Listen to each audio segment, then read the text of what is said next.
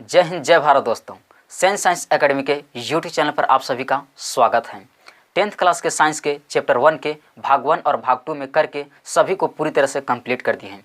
इसी तरह से चैप्टर 2 को भी भाग 1 में चैप्टर के सभी टॉपिक को कंप्लीट कर देंगे और भाग 2 में अभ्यास के सभी प्रश्नों को कंप्लीट कर देंगे। तो चलिए शुरुआत करते हैं। तो चैप्टर 2 है कि अम्ल, क्षारक एवं लवण, जिसे इंग्लिश में कहते हैं acids, bases and salt. Acids मतलब होता है अम्ल, बेस मीन्स होता है क्षारक, एंड मीन्स एवं, और सॉल्ट मीन्स होता है लवण। तो इसमें से सभी के बारे में, अम्ल, क्षारक एवं लवण के बारे में विस्तार से यहाँ से जानेंगे। सबसे पहले जानेंगे कि अम्ल किसे कहते हैं, अम्ल का भौतिक गुणधर्म क्या होता है, अम्ल का रासायनिक गुणधर्म क्या होता है, अम्ल का उपयोग कहाँ किया जाता है। इसी तरह से सभी के बारे में जानते हैं। तो चलिए स्टार्ट करते हैं। सबसे पहले जानते हैं कि अम्ल के बारे में, कि अम्ल क्या है। चलिए, तो अम्ल का डिफिनेशन है कि वैसे पदार्थ जिसका स्वाद खट्टा होता है तथा नीले लिटमस पत्र को लाल कर देता है तो उसे अम्ल कहते हैं। यानी कि अम्ल उसे कहते हैं कि वैसा पदार्थ जिसका स्वाद खट्टा होता है तथा नीले लिटमस पत्र को लाल कर देता है तो उसे अम्ल कहते हैं। आई होप दैट कि आप समझ गए होंगे कि अम्ल किसे कहते हैं से। जैसे में एग्जाम्पल में कुछ देखते हैं हम कि यहाँ पर कि कौन सा सब ऐसा अम्ल है जो नीले लिटमस पत्र को लाल कर देता है। तो जैसे मान लीजिए कि हाइड्रोक्लोरिक अम्ल, हाइड्रोक्लोरिक अम्ल जिसका सूत्र होता है HCl, और दूसरा मान लीजिए जैसे सल्फ्यूरिक अम्ल। तो सल्फ्यूरिक अम्ल हो गया, इसका सूत्र होता है H2SO। ये अम्ल का राजा कहलाता है जिसका सूत्र होता है H2SO4। तीसरा देखते हैं, जैसे मान लीजिए कि नाइट्रिक अम्ल जिसका सूत्र होता है HNO3। तो इस तरह से इत्यादि यानी कि अम्ल आते जाता है। और भी आप लिख सकते हैं। तो वैसा पदार्थ जिसका स्वाद खट्टा होता है तथा नीले लिटमस पत्रों को लाल कर देता है तो उसे हम लोग क्या कहते हैं, अम्ल कहते हैं। जैसे हाइड्रोक्लोरिक अम्ल HCl हो गया, सल्फ्यूरिक अम्ल H2SO4, ये अम्ल का राजा कहलाता है, नाइट्रिक अम्ल HNO3। इसी तरह से आते जाता है। और एक पॉइंट याद रखिएगा नोट पॉइंट में कि अम्ल का pH मान 7 से कम होता है। याद रखने वाला बात है, एग्जाम में पूछ देता है कि अम्ल का pH मान कितना होता है, तो अम्ल का pH मान 7 से कम होता है। तो चलिए यहाँ पर लिख देते हैं। चलिए, तो यहाँ पर लिख दिया कि अम्ल का pH मान 7 से कम होता है। तो इस तरह से इतना अम्ल के बारे में याद रखिएगा कि अम्ल के वैसे पदार्थ जिसका स्वाद खट्टा होता है तथा नीले लिटमस पत्र को लाल कर देता है तो उसे अम्ल कहते हैं। जैसे हाइड्रोक्लोरिक अम्ल HCl, सल्फ्यूरिक अम्ल H2SO4, नाइट्रिक अम्ल HNO3। और नोट पॉइंट में याद रखिएगा कि अम्ल का pH मान 7 से कम होता है। तो आई होप दैट कि आप समझ गए होंगे कि अम्ल के बारे में। तो आप इसका स्क्रीनशॉट ले लीजिए। चलिए, तो दूसरा सवाल है कि अम्ल का भौतिक गुणधर्म, जिसे इंग्लिश में कहते हैं फिजिकल प्रॉपर्टीज ऑफ एसिड। तो आइए इसको जानते हैं बारी बारी से। चलिए, तो यहाँ पर लिखे हैं अम्ल का भौतिक गुणधर्म में पहला पॉइंट कि अम्ल का स्वाद खट्टा होता है। यानी कि जो अम्ल होता है उसको जब आप चीख कर देखिएगा तो उसका स्वाद यानी कि आपको खट्टा महसूस होगा। अगला दूसरा पॉइंट है कि अम्ल जल में घुलनशील होता है। यानी कि जब आप अम्ल को यानी कि जल में डालिएगा तो क्या होगा कि घुल जाता है। तीसरा, अम्ल चमड़े को गला सकता है। यानी कि जब अम्ल यानी कि किसी भी शरीर के पार्ट पर यह पड़ेगा तो आपको चमड़ी के तुरंत गला देता है। चौथा पॉइंट है कि यह प्रायः रंगीन होता है। यानी कि अम्ल का कई तरह की कलर होता है। तो आप समझ गए होंगे कि अम्ल का भौतिक गुणधर्म है कि अम्ल का स्वाद खट्टा होता है, अम्ल जल में घुलनशील होता है, अम्ल चमड़े को गला सकता है, यह प्रायः रंगीन होता है। तो चलिए आप इसका स्क्रीनशॉट ले लीजिए। चलिए, अगला टॉपिक है कि अम्ल का रासायनिक गुणधर्म, जिसे इंग्लिश में कहते हैं केमिकल प्रॉपर्टीज ऑफ एसिड। तो आइए इसके बारे में भी जानते हैं। तो सबसे पहले पहला पॉइंट देखते हैं कि धातु से अभिक्रिया, जिससे इंग्लिश में कहते हैं रिएक्शन विथ मेटल्स। तो याद रखिएगा कि जब धातु अम्ल से अभिक्रिया करता है तो लवण और हाइड्रोजन गैस का निर्माण करता है। तो चलिए यहाँ पर लिखते हैं कि जब धातु अम्ल से अभिक्रिया करता है तो लवण और हाइड्रोजन गैस का निर्माण करता है।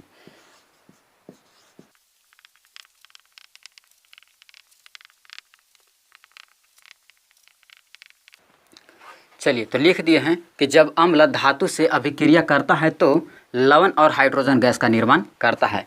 जैसे मान लीजिए कि ए नंबर में देखते हैं कि मान लीजिए कि कुछ धातु लेते हैं, जैसे मान लीजिए कि सोडियम और प्लस में कोई अम्ल लेते हैं HCl, हाइड्रोक्लोरिक अम्ल, और ये दोनों आपस में अभिक्रिया करेगा और जब इन्हें अभिक्रिया करेगा तो पहले तो सोडियम और क्लोरीन दोनों आपस में मिल जाएगा, तो इन्हें मिलकर बना लेगा NaCl जो कि लवण है। अब ये हाइड्रोजन बाहर निकल जाएगा तो प्लस में इन्हें निकलेगा H2, यानी कि बच तो रहा था H, यानी कि H2 तो नहीं होना चाहिए था, लेकिन कभी भी हाइड्रोजन अकेले होता नहीं है, तो इधर कम पड़ गया तो क्या करेंगे, संतुलित कर देंगे। चलिए अब इसका संतुलित कीजिए, तो सोडियम एगो तो सोडियम एगो, हाइड्रोजन एगो तो हाइड्रोजन दूगो, तो यहाँ 2 से गुना कर दीजिए। क्लोरीन हो गया दूगो तो क्लोरीन यहाँ एगो है तो यहाँ 2 से गुना कर दीजिए। फिर सोडियम हो गया दूगो तो फिर यहाँ 2 से गुना कर दीजिए। सोडियम दूगो तो सोडियम दूगो, हाइड्रोजन दूगो तो हाइड्रोजन दूगो, क्लोरीन दूगो तो क्लोरीन दूगो। इस तरह से यानी कि हुआ कि जब धातु अम्ल से अभिक्रिया करता है तो लवण और हाइड्रोजन गैस का निर्माण करता है। ये आपका कौन हो गया, सोडियम है, और ये हाइड्रोक्लोरिक अम्ल है, और ये इधर बना रहा है यानी कि लवण जिसका नाम है सोडियम क्लोराइड और प्लस में हाइड्रोजन। तो आप इसका लिख सकते हैं कि है आपका यानी कि सोडियम। चलिए तो इस तरह से यानी कि हमारा पहला रिएक्शन हो गया कि जब धातु अम्ल से अभिक्रिया करता है तो लवण और जल का निर्माण, लवण और हाइड्रोजन गैस का निर्माण करता है। यही तो बोला था कि जब अम्ल धातु से अभिक्रिया करता है तो लवण और हाइड्रोजन गैस का निर्माण करता है। यहाँ पर बना दिया कि धातु सोडियम अम्ल से यानी कि HCl से अभिक्रिया किया तो यानी कि लवण और यानी हाइड्रोजन गैस बना दिया। बी नंबर जैसे मान लीजिए है कि अगर यहाँ पर हमको मन किया कि जैसे लेते हैं मैग्नीशियम और प्लस में लेते हैं H2SO4, अब इधर रिएक्शन करेगा, तो जब रिएक्शन करेगा तो यानी कि मैग्नीशियम और सल्फेट आपस में मिल जाएगा और हाइड्रोजन गैस बाहर निकल जाएगा। तो यानी बना देगा सबसे पहले MgSO4 और प्लस में H2 बाहर हो जाएगा। ये क्या हुआ, यानी कि धातु और अम्ल आपस में अभिक्रिया किया तो यानी कि लवण बना दिया जो कि मैग्नीशियम सल्फेट एक लवण है और यानी हाइड्रोजन गैस निकल रहा है। अब इसको संतुलित कीजिए, मैग्नीशियम एगो तो मैग्नीशियम एगो, हाइड्रोजन दूगो तो हाइड्रोजन दूगो, सल्फर एगो तो सल्फर एगो, ऑक्सीजन 4 गो तो ऑक्सीजन 4 गो। ये ऑलरेडी पहले ही से संतुलित है। तो चलिए इसका भी नाम जान लेते हैं, इसका कौन सी नाम है, तो इसका नाम है मैग्नीशियम।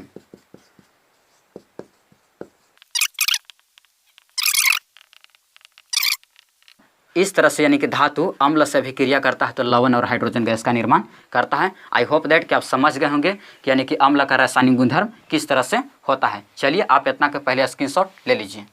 चलिए तो पहला पॉइंट में देखिए कि अम्ल धातु से अभिक्रिया करता है तो लवण और हाइड्रोजन गैस का निर्माण करता है। आइए अब दूसरा पॉइंट देखते हैं। तो दूसरा पॉइंट हम लेते हैं कि धातु कार्बोनेट से अभिक्रिया, अभी करवाएंगे यानी कि अम्ल को धातु कार्बोनेट से अभिक्रिया।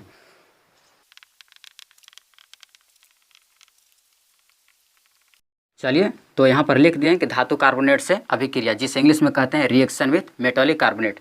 तो देखते हैं अब कि धातु कार्बोनेट से यानी कि अभिक्रिया करता है अम्ल तो क्या बनाता है।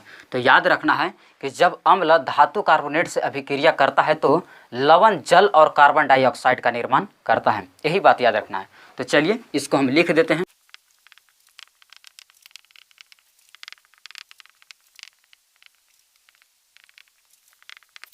चलिए तो यहाँ पर लिख दिए कि जब अम्ल धातु कार्बोनेट से अभिक्रिया करता है तो लवण जल और कार्बन डाइऑक्साइड बनाता है। जैसे मान लीजिए कि धातु कार्बोनेट कोई लेते हैं, जैसे मान लीजिए कि Na2CO3 ये धातु कार्बोनेट है। अम्ल में ले लेते हैं HCl हाइड्रोक्लोरिक अम्ल। अब ये दोनों आपस में रिएक्शन करेगा तो जो बोला है वही बनाएंगे कि लवण जल और कार्बन डाइऑक्साइड बना देता है। तो सबसे पहले लवण, तो लवण यहाँ से क्या बनाएगा, सोडियम और क्लोरीन आपस में मिलता है तो लवण बन जाता है, तो इसलिए यहाँ से आ जाएगा NaCl। प्लस में बोला है कोई चीज़ कि जल, तो यहाँ पर यानी कि हाइड्रोजन ये है, इधर से ऑक्सीजन ले लेगा और हाइड्रोजन और ऑक्सीजन मिलकर बना देता है जल H2O। और प्लस में बोला है कोई चीज़ कि कार्बन डाइऑक्साइड, तो कार्बन डाइऑक्साइड का क्या होता है CO2। तो इस तरह से अम्ल का रासायनिक गुणधर्म होता है कि जब अम्ल धातु कार्बोनेट से अभिक्रिया करता है तो लवण जल और कार्बन डाइऑक्साइड का निर्माण करता है। इस सोडियम कार्बोनेट है जो कि धातु कार्बोनेट है, ये आपका अम्ल है जो कि हाइड्रोक्लोरिक अम्ल है, और इधर बना रहा है लवण जो NaCl है और यानी कि जल और कार्बन डाइऑक्साइड का निर्माण कर रहा है। तो आइए इसको पहले संतुलित कर लेते हैं। तो संतुलित करने के लिए सोडियम इधर दूगो है तो इधर एगो है, तो यहाँ पर सिर्फ 2 से गुना कर देंगे, तो सोडियम दूगो तो सोडियम दूगो, क्लोरीन इधर हो गया दूगो तो क्लोरीन इधर एगो है, तो यहाँ 2 से गुना कर देंगे। अब चलिए मिलाइए, हाइड्रोजन इधर हुआ दूगो तो हाइड्रोजन है इधर दूगो, ठीक है। सोडियम दूगो तो सोडियम दूगो, कार्बन एगो है इधर तो कार्बन इधर का एगो है, कार्बन इधर एगो है। चलिए ऑक्सीजन इधर 3 गो है तो ऑक्सीजन उधर का एगो है, 2 गो यहाँ और एगो यहाँ, 3 गो। हाइड्रोजन 2 गो तो हाइड्रोजन 2 गो। तो इस तरह से सब हमारा क्या हो गया, संतुलित हो गया। अब इसका नाम भी लिख देते हैं, यह आपका सोडियम कार्बोनेट है और इधर क्या है, यह है आपका सोडियम क्लोराइड। चलिए दूसरा जैसे लेके देखते हैं बी नंबर में कि मान लीजिए कि यहाँ पर मैग्नीशियम कार्बोनेट है CO3। अब इधर कराते हैं यानी कि हाइड्रो सल्फ्यूरिक अम्ल से, अब इधर कराते हैं सल्फ्यूरिक अम्ल से H2SO4 से। और जब इधर रिएक्शन करेगा तो यानी कि पहले तो बनाएगा कि लवण, उसके बाद जल और फिर उसके बाद कार्बन डाइऑक्साइड। तो पहले लवण बना देते हैं, तो मैग्नीशियम और सल्फेट आपस में मिलेगा तो यानी कि लवण बना देगा। तो यहाँ पर आ जाएगा मैग्नीशियम सल्फेट, प्लस में बोला है कि जल, तो जल के लिए यहाँ पर आ जाएगा H2O और प्लस में कार्बन डाइऑक्साइड CO2। तो इस तरह से यानी कि हमारा दूसरा भी बन गया कि जब मैग्नीशियम कार्बोनेट सल्फ्यूरिक अम्ल से रिएक्शन करेगा तो मैग्नीशियम सल्फेट प्लस में यानी कि जल और कार्बन डाइऑक्साइड बनाएगा। इसको संतुलित कीजिए, मैग्नीशियम 1 गो तो मैग्नीशियम 1 गो, कार्बन 1 गो तो कार्बन 1 गो, ऑक्सीजन इधर 3 गो और यहाँ 4 गो, 4 3 7 गो है। तो ऑक्सीजन 4 गो यहाँ और 2 6 गो, 6 और 1 7 गो हो गया। चलिए सल्फर 1 गो तो सल्फर 1 गो, यानी कि ये संतुलित ऑलरेडी है। तो इसका भी नाम लिख देते हैं कि इसका भी नाम लिख देते हैं, यह है आपका मैग्नीशियम कार्बोनेट।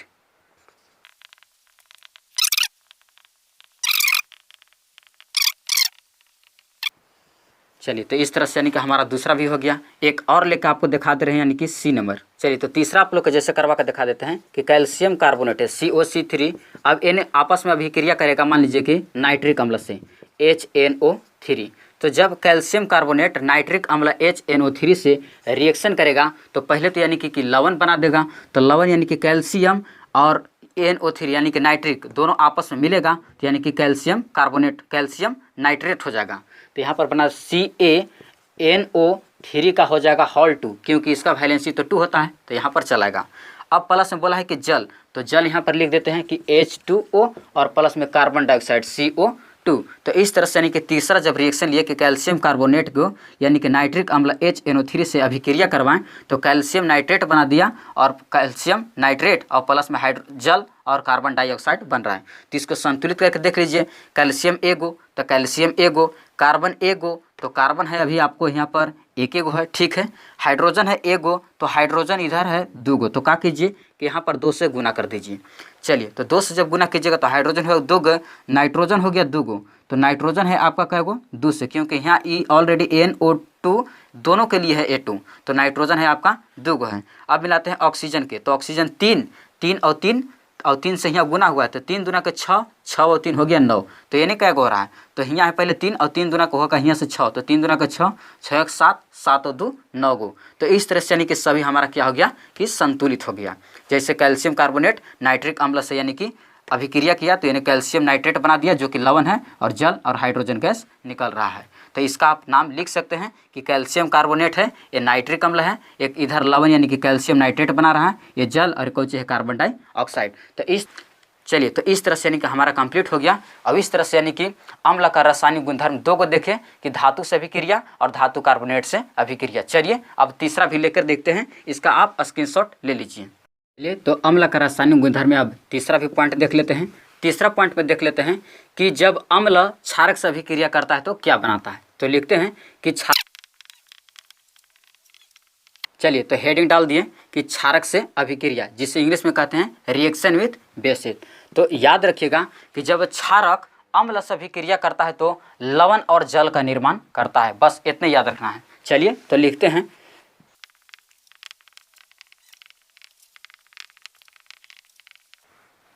चलिए तो लिख दिए कि जब अम्ल क्षारक से अभिक्रिया करता है तो लवण और जल का निर्माण करता है। जैसे मान लीजिए कि ए नंबर लेते हैं, सबसे पहले मान लेते हैं कि हम लेते हैं क्षारक, तो क्षारक जैसे ले लेते हैं NaOH आपका क्षारक है और क्षारक को अभिक्रिया कराएंगे HCl से यानी कि अम्ल से। जब क्षारक और अम्ल आपस में अभिक्रिया करता है तो बोला है कौची कि लवण और जल, तो सबसे पहले लवण तो यानी कि सोडियम और क्लोरीन मिलेगा तो यानी कि सोडियम क्लोराइड बना देगा, तो यहाँ पर आ जाएगा NaCl जो कि लवण है और प्लस में जल यानी कि H2O बना देगा, हाइड्रोजन यहाँ है, एक यहाँ है, वो ये है, तो यहाँ पर यानी कि बना देगा H2O यानी कि जल। तो यही हो गया कि जब क्षारक और अम्ल आपस में अभिक्रिया करता है तो लवण और जल का निर्माण करता है। इसको संतुलित करके देख लीजिए, ये ऑलरेडी संतुलित है, सोडियम 1 गो तो सोडियम 1 गो, ऑक्सीजन 1 गो तो ऑक्सीजन 1 गो, हाइड्रोजन 1 और 1 2 गो, तो हाइड्रोजन यहाँ 2 गो है, ये है। तो इस तरह से हमारा संतुलित हो गया। आप इसका नाम लिख लीजिएगा कि सोडियम हाइड्रोक्साइड है, हाइड्रोक्लोरिक अम्ल है, ये सोडियम क्लोराइड बना रहा है, अब इन्हें जल H2O बना रहा है। चलिए दूसरा इसी देखते हैं। दूसरा मान लीजिए कहने पर हम लेते हैं मैग्नीशियम हाइड्रोक्साइड OH का हॉल 2, क्योंकि मैग्नीशियम का वैलेंसी 2 होता है। अब इधर मान लीजिए कि हम रिएक्शन करा दे रहे हैं H2SO4 से, H2SO4 से। और जब इधर रिएक्शन करेगा तो पहले तो इन्हें बना देगा यानी कि मैग्नीशियम सल्फेट हो जाएगा लवण के रूप में, तो इन्हें हो जाएगा मैग्नीशियम सल्फेट और प्लस में यानी कि जल, तो जल इन्हें आ जाएगा H2O। अब इसको संतुलित कर लीजिए, मैग्नीशियम एगो तो मैग्नीशियम एगो, हाइड्रोजन है 2 गो और 2 यहाँ पर 4 गो, तो हाइड्रोजन है यानी 2 गो, तो 2 से यहाँ गुना कर दीजिए तो 4 गो हो गया। चलिए ऑक्सीजन है यहाँ पर 2 और 4, 6 गो है, तो ऑक्सीजन यहाँ पर 4 और 2 से गुना हुआ तो 6, तो इस तरह से यानी कि सभी हमारा संतुलित हो गया। चलिए तो ऐसी एगो तीसरा भी आप लोग को करवा के दिखा देते हैं। जैसे मान लीजिए कि कैल्शियम ऑक्साइड, ये भी एक क्षारक है और इधर रिएक्शन करवा देते हैं HCl से। जब कैल्शियम ऑक्साइड HCl यानी कि हाइड्रोक्लोरिक अम्ल से रिएक्शन करेगा तो कैल्शियम और क्लोरीन आपस में मिल जाएगा, तो इन्हें बना देगा CaCl2, क्योंकि कैल्शियम का वैलेंसी 2 होता है तो इसके ऊपर यानी कि 2 क्लोरीन पर आ जाएगा और प्लस में निकल जाएगा इन्हें जल H2O।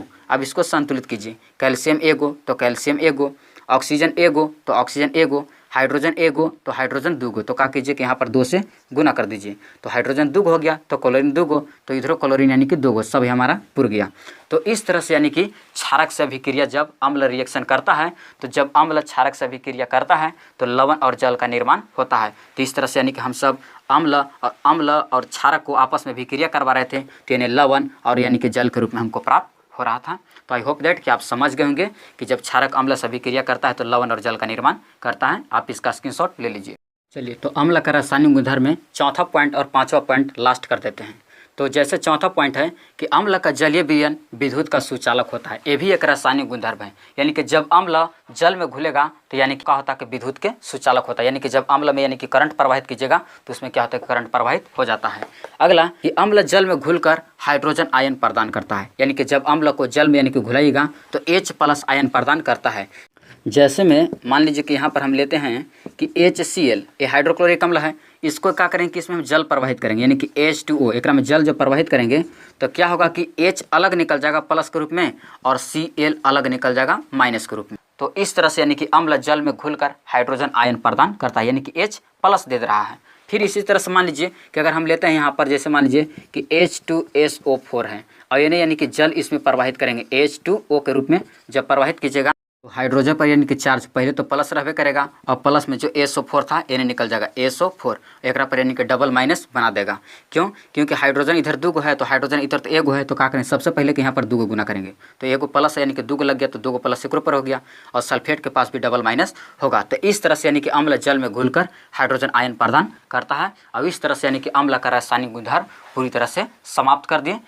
अगला पॉइंट है कि अम्ल का उपयोग, जिसे इंग्लिश में कहते हैं यूज ऑफ एसिड। तो अब हम देखेंगे यहाँ पर कि हम लोग अम्ल का उपयोग कहाँ कहाँ करते हैं। तो चलिए शुरुआत करते हैं। चलिए तो यहाँ पर हम लिख दिए हैं कि अम्ल का उपयोग कहाँ कहाँ किया जाता है। तो पहला पॉइंट है अम्ल का उपयोग गहनों के सफाई में किया जाता है, यानी कि जो अम्ल होता है आप अम्ल से यानी कि किसी भी गहना को साफ कर सकते हैं। दूसरा पॉइंट है कि इसका उपयोग बाथरूम के सफाई में भी किया जाता है, यानी कि अम्ल का उपयोग होता है जो बाथरूम होता है उसका सफाई में भी किया जाता है। तीसरा कि स्टोरेज बैटरी कहने का मतलब है जिसमें यानी कि इसको इकट्ठा करके रखा जा सकता है। स्टोरेज बैटरी मतलब होता है कि इकट्ठा करना, बैटरी में अम्ल का उपयोग किया जाता है, यानी कि जो बैटरी होता है जो हम लोग यूज करते हैं, जैसे सूखा सेल बैटरी हो गया, उस सब बैटरी में क्या होता है कि अम्ल का उपयोग अम्ल को स्टोरेज करके रखा जाता है। चौथा है कि कई प्रकार के विस्फोटक निर्माण के रूप में अम्ल का उपयोग किया जाता है, यानी कि जो अम्ल होता है कई प्रकार के यानी कि विस्फोटक कहने को होता है उड़ाने वाला, यानी कि जैसे बम हो गया उसको उड़ाने के लिए यानी कि अम्ल का उपयोग किया जाता है। तो इतना चारों पॉइंट याद रखिएगा कि पहला कि अम्ल का उपयोग गहनों के सफाई में किया जाता है, दूसरा कि इसका उपयोग बाथरूम के सफाई में किया जाता है, तीसरा स्टोरेज बैटरी जिसमें यानी कि भर के रखा जा सकता है, स्टोरेज बैटरी में अम्ल का उपयोग किया जाता है, और चौथा कि कई प्रकार के विस्फोटक निर्माण के रूप में अम्ल का उपयोग किया जाता है। और इसी तरह से हमारा पूरी तरह से अम्ल के बारे में कंप्लीट कर दिए। अब चलिए आगे देखते हैं क्षारक के बारे में। आप इसका स्क्रीनशॉट ले लीजिए। चलिए तो अगला पॉइंट है कि क्षारक, जिसे इंग्लिश में कहते हैं बेसेस, तो वैसा पदार्थ जिसका स्वाद तीखा मीन्स कड़वा होता है तो उसे क्षारक कहते हैं। यानी कि वैसा पदार्थ जिसका स्वाद यानी कि कड़वा हो, जिसे यानी कि तीखा कहा जाता है, तीखा लगता है तो उसे क्षारक कहते हैं। जैसे में एग्जांपल में लिखे हैं कि सोडियम हाइड्रोक्साइड जिसका सूत्र NaOH होता है, कैल्शियम हाइड्रोक्साइड जिसका सूत्र CaOH का होल्ट होता है, मैग्नीशियम ऑक्साइड MgO, और हो सकता है बहुत होता है। तो ऐसे सब ये सब पदार्थ हैं जिसका स्वाद यानी कि तीखा और कड़वा होता है तो ये सब पदार्थ कौन सी कहलाता है, क्षारक कहलाता है। और नोट पॉइंट में याद रखिएगा बात कि क्षारक का पीएच मान 7 से अधिक होता है। एग्जाम के लिए समझिए कि बहुत इंपॉर्टेंट है कि अम्ल का पीएच मान कितना होता है, क्षारक का पीएच मान कितना होता है। तो बताया था कि अम्ल का पीएच मान 7 से कम होता है और क्षारक का पीएच मान 7 से अधिक होता है। तो ये सब याद रखिएगा पॉइंट में, ये सब क्षारक के बारे में। तो चलिए आप इसका स्क्रीनशॉट ले लीजिए। चलिए अगला टॉपिक है कि क्षारक का भौतिक गुणधर्म, जिसे इंग्लिश में कहते हैं physical properties of base, means होता है क्षारक का भौतिक गुणधर्म। तो पहला पॉइंट आता है कि क्षारक का स्वाद तीखा होता है, यानी कि अभी हम लोग तुरंत देखे थे कि वैसा पदार्थ जिसका स्वाद यानी कि कड़वा होता है या तीखा होता है उसे क्षारक कहते हैं। तो पहला पॉइंट में भौतिक में आ जाएगा कि क्षारक का स्वाद तीखा होता है। दूसरा, क्षारक का जलीय विलयन साबुन के जैसा चिकना होता है। याद रखिएगा कि जो क्षारक का जो जलीय विलयन होता है यानी कि घोल, उस साबुन के जैसा बिल्कुल चिकना होता है। तीसरा पॉइंट है कि क्षारक प्रायः रंगहीन होता है। रंगहीन कहने का मतलब कि जिसमें कोई कलर उलर नहीं होता है। तो याद रखिएगा इस पॉइंट को कि क्षारक प्रायः रंगहीन होता है। तो यह सब क्षारक का भौतिक गुणधर्म, आप इसका स्क्रीनशॉट ले लीजिए। चलिए तो अगला टॉपिक देखते हैं कि क्षारक का रासायनिक गुणधर्म, जिसे इंग्लिश में कहते हैं केमिकल प्रॉपर्टीज ऑफ बेसिस। तो चलिए शुरुआत करते हैं। चलिए तो क्षारक का रासायनिक गुणधर्म में पहला पॉइंट देखते हैं कि क्षारक को धातु से अभिक्रिया करवाते हैं। तो पहला पॉइंट पे लिखते हैं कि धातु से अभिक्रिया।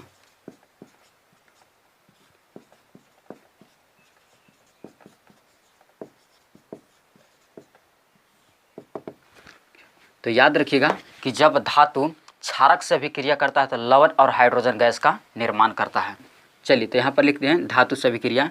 जब क्षारक धातु से अभिक्रिया करता है तो लवण तथा हाइड्रोजन गैस उत्पन्न करता है, यानी कि जब धातु क्षारक से अभिक्रिया करेगा तो लवण और हाइड्रोजन गैस का निर्माण करता है। जैसे में मान लीजिए यहाँ पर एग्जाम्पल हम लेते हैं कि मान लीजिए कि क्षारक है और प्लस में यानी कि धातु, जब दोनों आपस में अभिक्रिया करेगा तो इन्हें बनाएगा लवण और कोची बनाएगा हाइड्रोजन गैस, यानी कि हाइड्रोजन गैस।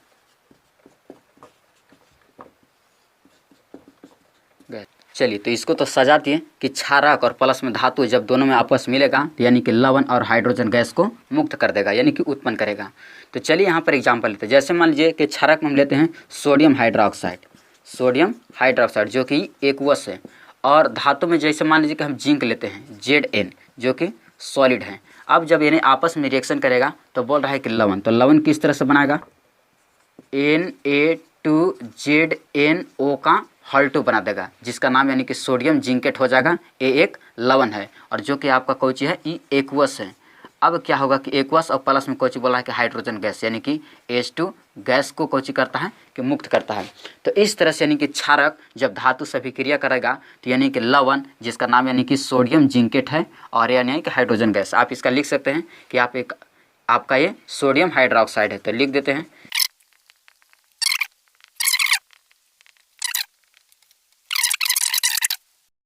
चलिए तो अब इसको संतुलित भी करके देख लेते हैं कि संतुलित है कि नहीं से।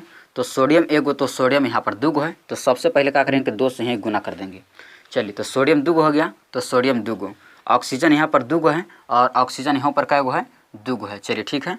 अब हाइड्रोजन यानी कि दूगो है, तो हाइड्रोजन इधर क्या है, दूगो है। अच्छा, जिंक है एगो, तो जिंक इधर एगो। तो इस तरह से हमारा क्या है, संतुलित है। और इस तरह से यानी कि क्षारक और धातु मिलकर लवण और हाइड्रोजन गैस का निर्माण करेगा। चलिए अगला देखते हैं। अब दूसरा पॉइंट अब देखते हैं, बी नंबर।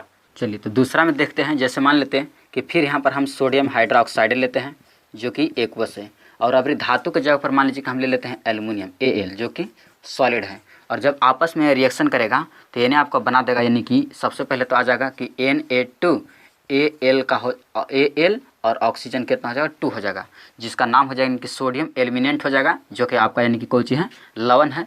और ये आपका कोई चीज़ है, ये भी एक्वस है और प्लस में यानी कि H2 गैस को कोई चीज़ कर देगा, मुक्त कर देगा। तो इस तरह से यानी कि क्षारक और धातु मिलकर यानी कि लवण और हाइड्रोजन गैस को मुक्त कर रहा था। चलिए आप इसका भी नाम लिख लीजिए। तो इसका तो आप लिख लीजिएगा कि यानी कि सोडियम हाइड्रोक्साइड है, ये एल्युमिनियम है, ये आपका सोडियम एल्यूमिनेट है, यह है आपका सोडियम एल्यूमिनेट।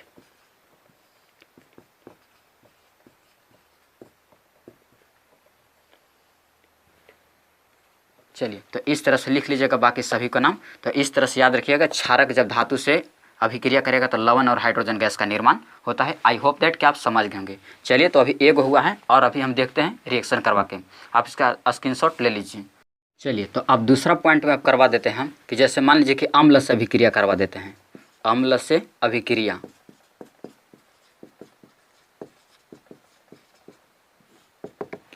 चलिए तो वहाँ पर भी देखे थे जब यानी कि पढ़ा रहे थे जब आप लोग यानी कि अम्ल के बारे में, तो वहाँ भी यानी कि रिएक्शन कर रहे थे। जब अम्ल और क्षारक आपस में विक्रिया करता है तो लवण और हाइड्रोजन गैस का निर्माण करता है। तो चलिए यहाँ पर यानी कि करवा देते हैं अम्ल से यानी कि अभिक्रिया, यानी कि और लिख देते हैं कि जब यानी कि क्षारक अम्ल से विक्रिया करता है तो लवण और हाइड्रोजन गैस का निर्माण करता है।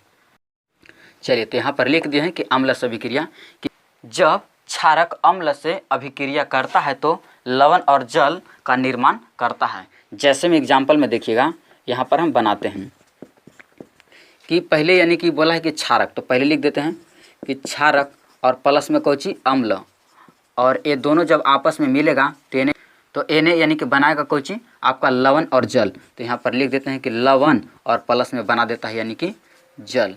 चलिए तो अब इस पर कुछ एग्जाम्पल लेते हैं। जैसे मान लीजिए कि एग्जाम्पल नंबर 1, पहले क्षारक ढूंढते हैं। तो क्षारक मान लीजिए कि लेते हैं सोडियम हाइड्रोक्साइड जो कि एक्वस है, प्लस में अम्ल लेते हैं HCl, ये भी एक्वस है, और जब इन्हें रिएक्शन करेगा तो यानी कि बनाएगा लवण। आपको ढूंढना नहीं है, किसी भी चीज़ में बनाने के लिए आपको कोई चीज़ नहीं ढूंढना है, जो बोल दिया है वही सिर्फ आप बना दीजिए और फिर संतुलित कर दीजिए। तो लवण कैसे बनेगा, तो सोडियम और क्लोरीन जब आपस में मिलता है तो यानी कि लवण बन जाता है। तो इन्हें यानी कि बन जाएगा NaCl जो कि लवण है और ये आपका एक्वस है, और प्लस में यानी कि जल। तो जल का सूत्र क्या होता है H2O, ये आपका कोई चीज़ है, ये आपका लिक्विड है। अब इसको संतुलित कर दीजिए, तो सोडियम एगो तो सोडियम एगो, ऑक्सीजन एगो तो ऑक्सीजन इधर भी एगो है, ठीक है। हाइड्रोजन एक और एक दूगो तो हाइड्रोजन इधर दूगो है। अब चलिए क्लोरीन एगो तो क्लोरीन यानी कि इधर भी एगो है। चलिए तो सब हमारा क्या है, संतुलित है। तो इस तरह से यानी कि क्षारक और अम्ल मिलकर लवण और जल का निर्माण करेगा। आप इसका नाम लिख लीजिएगा कि सोडियम हाइड्रोक्साइड है, हाइड्रोक्लोरिक अम्ल है, फिर सोडियम क्लोराइड है, और यानी कि जल H2O है। तो चलिए अब इसी प्रकार से यानी कि दूसरा भी बना के देखते हैं। जैसे अभी मान लीजिए कि क्षारक में लेते हैं पोटेशियम हाइड्रोक्साइड, ये भी आपका यानी कि क्षारक है।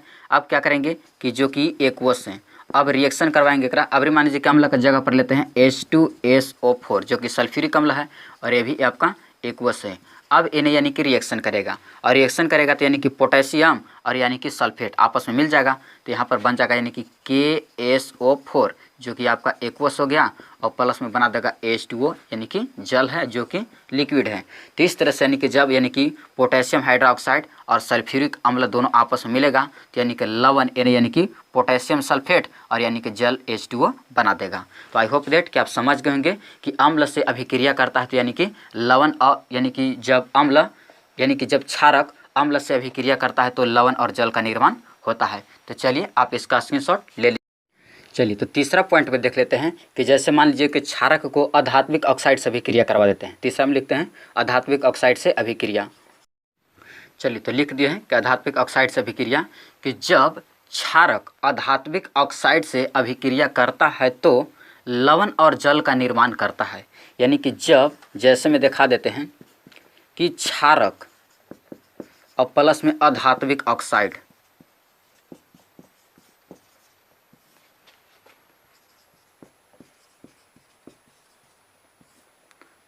अभिक्रिया करता है आपस में, तो यानी कि लवण और जल का निर्माण करता है। तो यहाँ पर लिख देते हैं कि लवण और प्लस में बनाता है जल। चलिए तो इसके ऊपर एग्जाम्पल उठाते हैं। जैसे एग्जाम्पल नंबर मान लीजिए कि 1, कि क्षारक जैसे हम यहाँ से लेते हैं, जैसे मान लीजिए कि कैल्शियम हाइड्रोक्साइड जो कि क्षारक है। चलिए अब प्लस में अधात्विक ऑक्साइड जैसे उठा लेते हैं कि CO2 कार्बन डाइऑक्साइड, ये एक अधात्विक है ऑक्साइड है जो कि यानी कि आपका गैस है। और जब इन्हें रिएक्शन करेगा तो आपको लवण बनाएगा। तो लवण कैसे बना देगा, इन्हें आपको बना देगा कैल्शियम कार्बोनेट हो जाएगा CaCO3 जो कि सॉलिड है, और ये आपका लवण है कैल्शियम कार्बोनेट CaCO3, और प्लस में यानी कि इन्हें बन जाएगा H2O यानी कि जल जो कि कुछ आपका लिक्विड है। तो इस तरह से यानी कि हुआ कि कैल्शियम हाइड्रोक्साइड कार्बन डाइऑक्साइड से अभिक्रिया करेगा तो कैल्शियम कार्बोनेट जो कि आपका यानी कि लवण है, ये लवण कहलाता है कैल्शियम कार्बोनेट जो सॉलिड है, और इन्हें बनाए यानी कि जल बना देगा। तो इस तरह के अभिक्रिया यानी कि अधात्विक ऑक्साइड से जब यानी कि क्षारक अभिक्रिया करता है तो यानी कि लवण और जल का निर्माण करता है। नाम इसका लिख लीजिएगा, ये कैल्शियम हाइड्रोक्साइड है, कार्बन डाइऑक्साइड है, कैल्शियम कार्बोनेट है और जल है यानी कि H2O है।